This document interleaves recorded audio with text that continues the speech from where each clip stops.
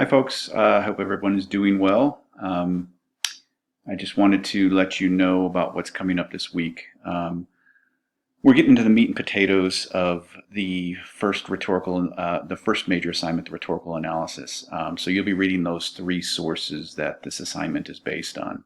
Actually, you'll be reading two sources and then watching the TED Talk. But the first thing that's due tomorrow at 11:59 p.m. is it's a written assignment, just one page, but it's based on pages 3 through 8 and 24 through 29 in your textbook. So you'll be answering questions related to information contained in those pages. But it has to be formatted correctly according to MLA guidelines. And you can find information on that on pages 514 through 515 in your textbook, as well as the Purdue OWL website, which I provided a link to. And all this information is in the to-do list for this week. Friday, you should complete the Lord of War quiz, or exercise, I should say. It's a scene from the film Lord of War, and I want you to analyze it based on what Achebe says in his own essay. So yeah, basically I want you to analyze it from Achebe's perspective. What would he essentially say about that particular scene? So it's important that you read the essay so you understand, because he kind of opened your eyes to the way we kind of overlook these stereotypes about Africa.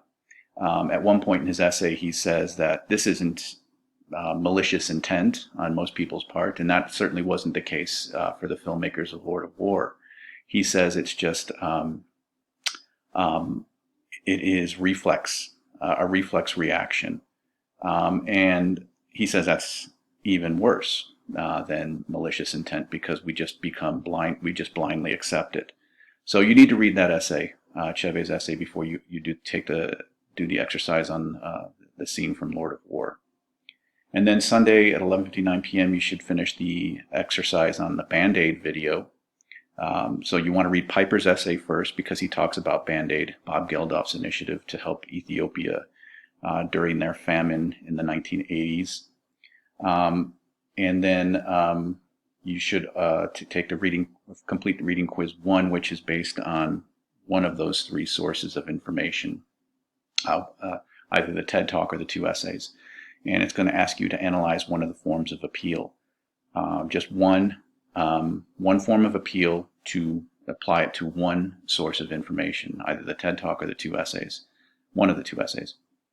So it's your choice. That's it, folks. I hope that wasn't confusing. I will see you online. Thanks.